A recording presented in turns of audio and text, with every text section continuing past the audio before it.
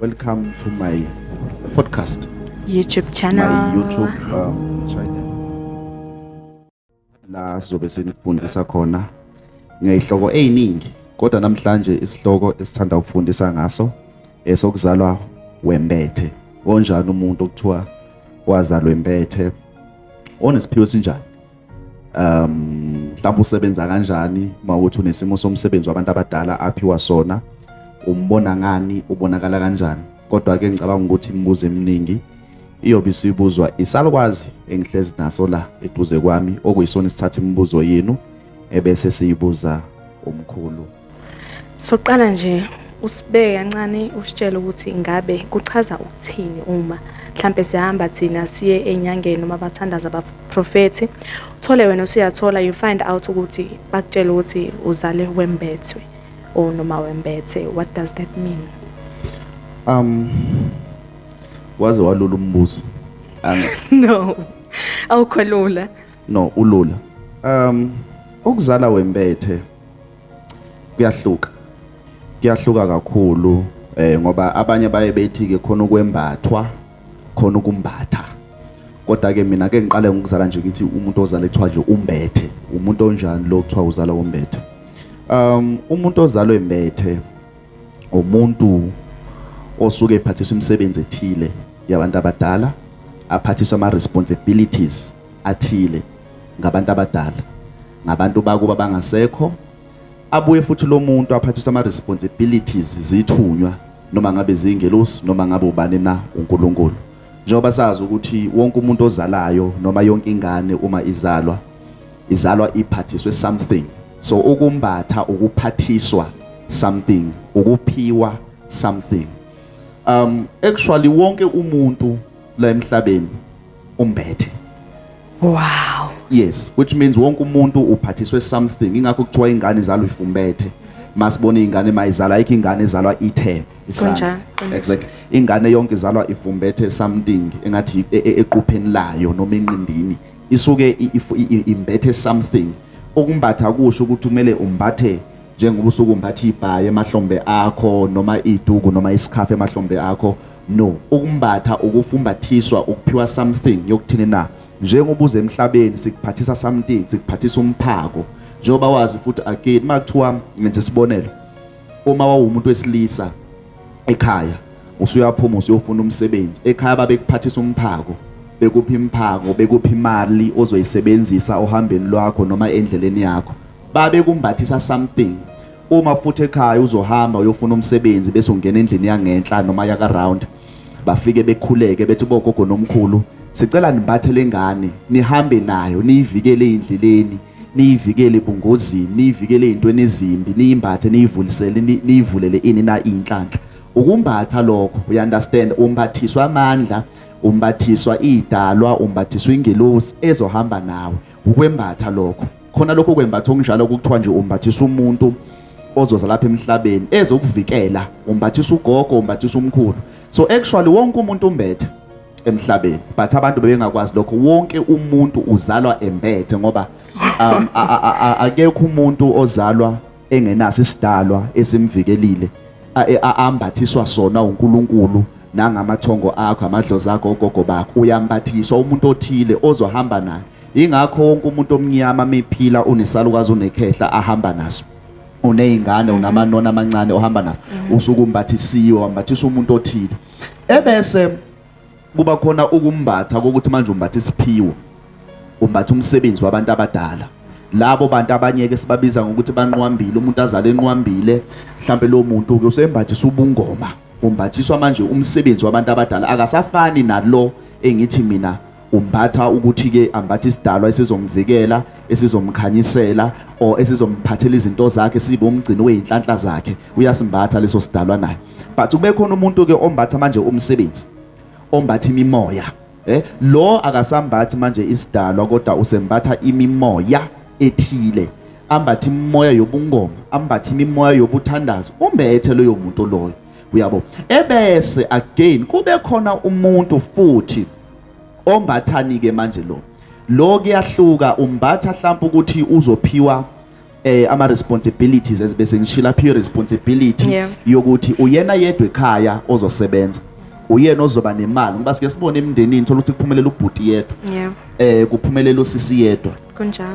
Lowo muntu loyo uphiwe amandla, wambathiswa amandla ukuthi uzosebenza bese nakekela ini na ikhaya, ukwembatha futhi nalokho. So ukwembatha kuhluke kanjalo ke, but abantu bazi ukuthi uma bembathile thi umuntu wazalwe embethe Mele sicebe. kumele acebe enzele umsebenzi ambule ingubo. That's why uthola abantu abaningi bayayimbula ingubo kodwa umuntu aqhubeka ahlupheke. Kunjalo. Yes, aqhubeka umuntu angabi nayo inhlanhla, angabi nayo imali. Yini na ingoba ukwembatha kwakho wena mhlambe kwakungokuthini na uzoba nje umbheki wekhaya, uzoba umgcini wemfuyo yasekhaya, wena ozoletha ipeace khona ugogo ozongimbatha bese kuba nepeace ekhaya. Makuthandaze wena kwakhuluma wena bazokulalela, umbathile umbethe ubukhosi basekhaya, hayi bemali kodwa ubukhosi bepeace, ubukhosi besiphiwo sokuthi makuthandaze wena izinto izovuleka, umbethe ingelozi yala ekhaya wena ukuthi makungena wena emsamo ngokukhuluma wena zizoqaqeka izinto zabanye abantu. Umbethe ubukhosi basekhaya, umbethe umoya wokukhuleka wasekhaya ozoletha ipeace, umbethe isalukwazi okwakuyisona esasumsunguli wala ekhaya sase simbatha wena sibuya siza kuba na kuwe. Wow. Cha, siyafunda ngempela. Ngizozikhulumela bengakwazi. Ngishuthi ijulile le ndaba. Ijule kakhulu.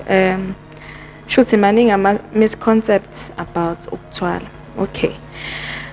Umbuzo engizowubuza olandelayo ukuthi njengoba usushilo ukuthi makuthiwa thina noma mina sengihambile ngathola ukuthi ngizale ngembethe noma ngembetho, kuyakuthiwe vele senze kumele ngenze mhlawumbe umsebenzi kwamele kube nenkukhu, abanye bathi inkukhu, abanye bathi imbuzi.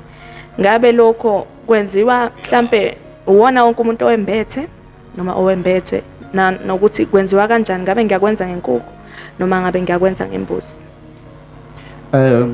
Ngicabanga ukuthi umbuzo wakho ubuzothi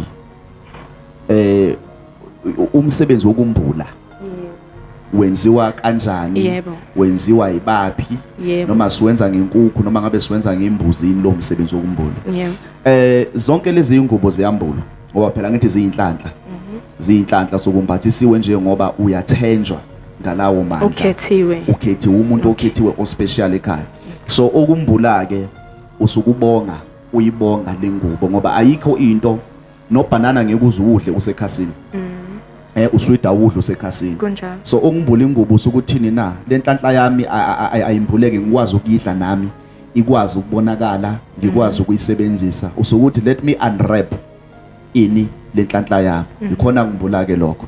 So ongimbula usukubonga uthi ngiyabonga ngalenhlanhla engiphe yona, ngibonga kulomnikazi wayo futhi ngoba isuke nomnikazi ngithi lento sokuyimbethe. Ithi maybe lokho esengikuchazile ngokunqwamba okweziphiwo kwemimoya ukuthi nje uzoletha inhlanhla ekhaya ukuthi uzosebenza wena kuyahluka. Yonke leyo nto iyambula and imbula ngani? Ngembuzi. Ayibe mhlophe leyo mbuzi yakho yokumbula. Awukwazi ukumbula ngebomvu, awukwazi ukumukela inhlanhla ngembuzi ebomvu. We do believe ukuthi umbala omhlophe iwona weinhlanhla iwona oletha ina ukukhanya. So nje kuba imbuzi ukuze phela uzothola lo amhlwehlwe olapha nembuzini ngaphakathi. Uma kuukuthi usemncane ayibonakalanga ini na ingubo yakho leyanto ephuma kumama kuthiwa yini nakho kusamhlwehlwana lokho kuphuma kumama kuthiwa ingane iphume ileso sikhwama.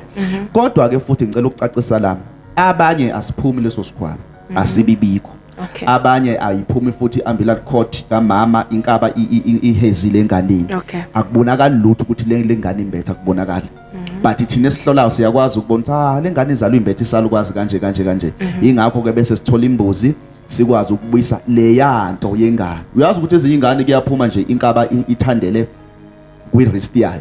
Abanye iphuma ingane inanobuhlalo, abanye ingane iphume inolwizi emehlweni ingaboni, abanye ingane iphume inodende nalazo udende lento ebala ingane ziyakhishwa. Akusizo zonke ezinye azibi nakho leyo nto le, understand? Ezinye ingane mayiphuma zinalelo dende ke isuke imbethe nayo khona into ekhona kuleyo ngane, but asizuku-understanda ngoba thina sesazi ukuthi kumele uphume sesikhwameni noma inkaba hezile kanje. No, kuyahluka. Abanye ingane ukuthi iphuma imhlophe ekhanda, uyabona ingane bese iphuma imhlophe ekhanda, leyo ngane futhi nayo imbethe nayo ngokwayo akufani. Enye vele iphuma ibuvu igazi imbethe futhi leyo ngane. So ingakho abazali kumele beyicheck ingane ukuthi ngizala ingane ikusiphi isimo, then immediately uhambe uyohlola uyochecka utholisise kahle ukuthi ke ngabe kwenzakalani ngengane yakho, then uyobe usumbula ngani ngengane ngembuzi ukuthi uzokwazi ukuthola le yanto esembuzini ngaphakathi. Uma ingane yakho yayiphuma mhlawumbe negazi, komele igcotshwe igazi. Imfihlo ke leyo yangelinye ilanga ukuthi ke bambulwa kanjani abantu ngokwehlukana kwabo, ngoba kusithi sonke siyombula bese sifaka umhlwehlwe. Cha, abanye bazodinga inoni lembuzi, simgcobele lo noni le. Imfihlo ke le engamele mhlawumbe sigcine sifundise ngayo. Revelations. Okay. Mina into esengiyibonile uthinta ukuthi sembula ngembuzi akwazi ukuthinte inkukhu. Ngiyazi sibaningi esikwenzile kuthi uthenga inkukhu mhlawumbe bayodwa isikhathi umuntu uzofuna zibe mbili noma zibe ntathu kuthi uyembula. Chaza ukuthina ukusho ukuthi kusuke ngoba phela inkukhu ayinawo umhlwehle lo okhulunywayo ukuthi kwamele uthole ukuze kwenzeke lo msebenzi wokwembula. Angaze ngikuzwe kuthiwa uyake imbule ingubo wazala uyimbethe uyimbula ngenkukhu. No, akaze kwenzeka nakancane nje like kwaZulu noma ngabe yiluphi usiko mhlambe olwenza usiko lokumbula no akwenziwa ngeinkukhu, kudingeka imbuzi. No Jesu naye ngoba kuthiwa nje he's the lamb of God, you understand, naye kwadingeka imbuzi ethile yalethwa encane enhle, kudingeka imbuzi njalo uma uzokwenzelwa umuntu oyinkosi, ngoba phela ngoba nisuke nimbethe bafowethu nisuke ninobukhosi kunina, ningamakhosi ngabantu abaspecial. So awukwazi ukumukela your kingship, ubuqueen bakho noma ubuking bakho noma ubukhosi bakho bese ukumukela ngejuba, ukumukele ngenkukhu. Akukwazi, akube yinto enonile. noNkulunkulu eBhayibhelini mezokwenzela izinto kwi-Old Testament uthi ngiletheleni izimvu amarem anonile anonophele amahle, ningangiletheli into egulayo. Fana nabantu mabenza ona lemisebenzi bese thatha imbuzi egulayo izacile, ungayenzi leyo nto ngoba ayizukumukeleke edlozini. Another topic nawe siyongena yona ukuthi nje mntaka so senza izinto zabantu abadala bese senza ngezinto ezizacile zemciciyelo noma zemcicimezelo azilimukeli idlozi. Thola ukuthi imisebenzi ayimukelekanga ngoba wathenga into wena ezacile. Letha into nawe ozoyithokozela mhla kuthiwa uyenzelwa noma uyayibuka enonile uyijabulele. So ingakho ke kwakhethwa imbuzi okuyisilwane sinjani na esikhulu esokwazi ukumukeleka nakulo muntu osuke ubonga kuyena leyo nhlanhla yakho noma leyo ngubo yakho osuke umbathiswe yona. Wow. Okay. Ngenelela ke kule enye topic. Obusuvele uyingenile. Masaphuza sikhatheni ngikhathele. Wona uphefumule kakhulu. Ngi overwhelmed. Ngiyabona sibesa.